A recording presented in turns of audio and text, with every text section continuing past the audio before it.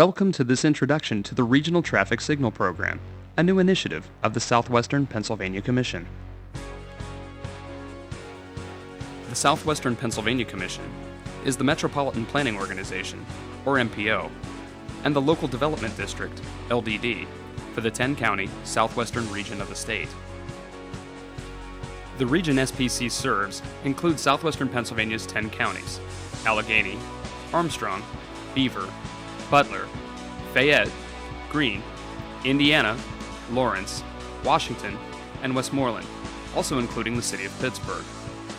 Our region makes up about a quarter of the state, about 7,100 square miles, about 2.7 million citizens, and over 500 municipalities that range in size and character from Ambridge to Pittsburgh to Zelienople.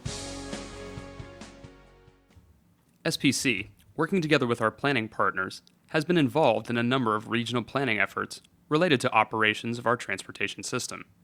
In 2007, the Regional Operations Plan, the ROP, was completed. The study highlighted significant needs for our traffic signal infrastructure. The 2035 Plan, also adopted in 2007, further emphasized the priority the region places on operations with this key policy statement. The region's transportation system will be actively managed and operated to allow the system to function at its full potential. How well does the nation manage, operate, and maintain its traffic signal system? The National Transportation Operations Coalition, the NTOC, did an assessment which included responses from 147 agencies in 47 states and concluded that the 2007 National Traffic Signal Report Card overall grade was a D. This includes a D- for overall management of our traffic signals, a D for signal operations in coordinated systems, and an F for traffic monitoring and data collection. What are the needs? Nationwide, there are over 330,000 traffic signals, and according to the Federal Highway Administration, 75% of them could be improved by either updating the equipment or adjusting the signal timings. In southwestern Pennsylvania, there are over 2,600 traffic signals, and we have estimated between 75 and 80% could benefit from these types of improvements. Why is it important to address traffic signal needs? In southwestern Pennsylvania, we have older equipment. Some of it's over 30 years old and in need of replacement. Many of these signals lack the equipment needed for state-of-the-art signal coordination. Let's consider that the brains of a new signal, its controller, contains a microprocessor. The capability and speed of microprocessors has advanced dramatically in the last 10 years. New traffic signal controllers have high-speed microprocessors that make thousands of logic calculations every second. Very accurate time clocks are integrated into the controller's functions. If all of the clocks at each intersection are set the same, the controllers know when to coordinate each phase. Many of the older signal installations have electromechanical or electrical controllers, technology that is not as responsive or reliable. And what about the return on investment? We know that projects that involve equipment improvement and retiming provide on average $20 of public user benefit for every dollar that is spent. Retiming projects alone, which are inexpensive, provide on average $40 of public user benefit for every dollar that is spent. What are the benefits? Properly designed, located, operated, and maintained traffic signals reduce congestion, improve safety, improve mobility, reduce the overall number of vehicle stops, and reduce fuel consumption, thereby reducing the impacts to our environment. Small changes can make a big difference. What are other cities doing across the country? In Austin, Texas, they have a signal synchronization program in place. The results? 9.8% overall reduction in delay along their key corridors, 28% reduction in the number of vehicle stops per intersection, and 3.5% reduction in fuel consumption. When you consider the value of less time wasted in traffic signals, saved fuel, and reduced emissions, Austin, Texas is realizing a $40 million savings in annual public benefits. Similar results were found with programs in Denver, Nashville, Kansas City, and San Francisco. In Denver specifically, they implemented 19 signal improvement projects involving 1,100 traffic signals. Those results? Delay was reduced by 36,000 vehicle hours per day. fuel consumption reduced by 15,000 gallons per day, and air emissions were reduced by 45,000 pounds per day. How about a local example? In Butler County, Route 228 is a high-growth corridor. The three townships where much of that growth was occurring, Cranberry Township, Adams Township, and Seven Fields Borough, decided that they wanted the 6 traffic signals along their section of the corridor to operate as efficiently as possible. They decided to install a wireless radio spread spectrum system that would allow the 6 signals to communicate and synchronize across municipal boundaries. The total cost of engineering and installation of the radio system was $70,000. Through their cooperation, the 3 townships applied for and received a grant from the Pennsylvania Department of Community and Economic Development that covered approximately 50% of the installation costs. The other costs were provided by the 3 local governments. Installation of the radio system was completed in February 2008. Through cooperation with the townships, SPC conducted a travel time study using data collected before and after installation of the radio system. The results of the study were as follows.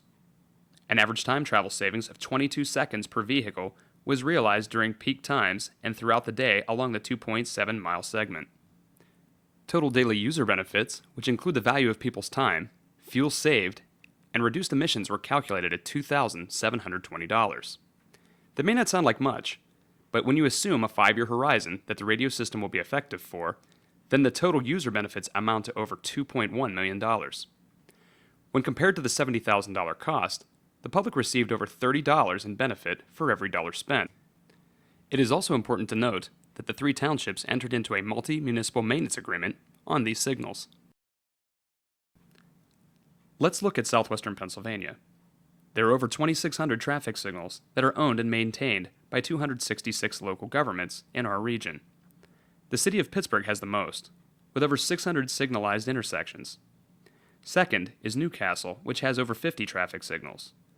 Almost 80% of municipalities that own signals own 10 or less.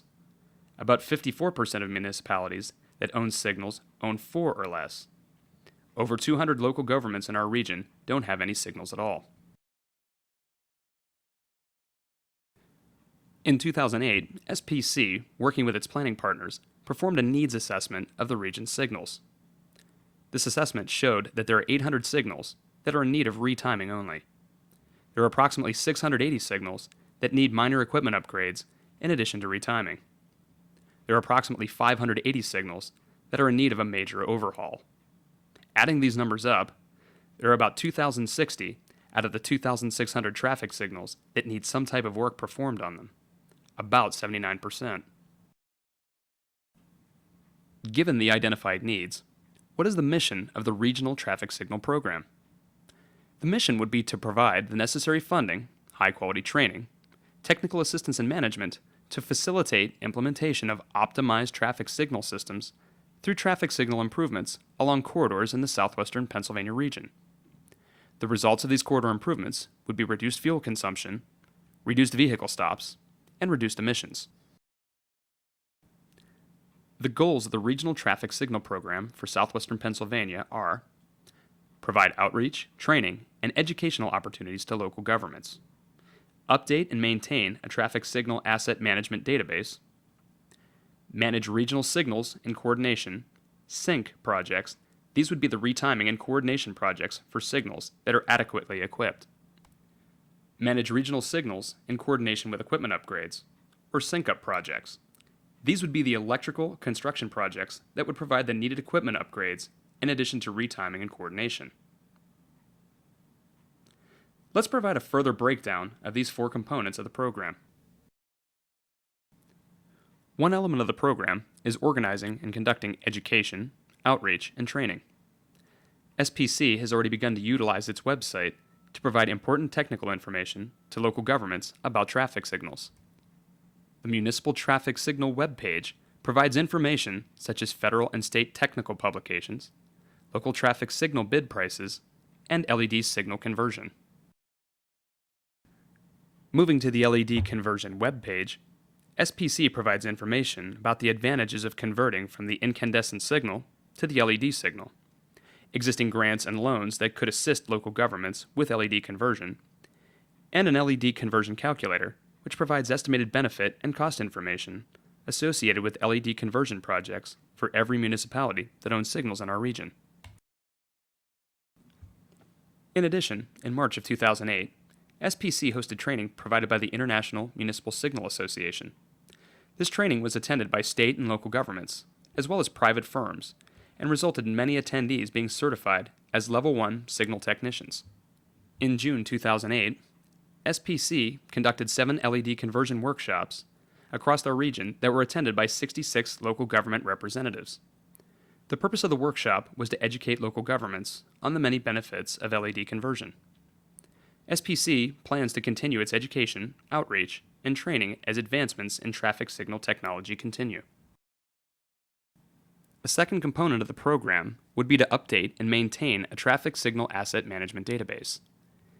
The importance of an effective database for traffic signals is that it can be used in the future as a management tool to identify future signal needs.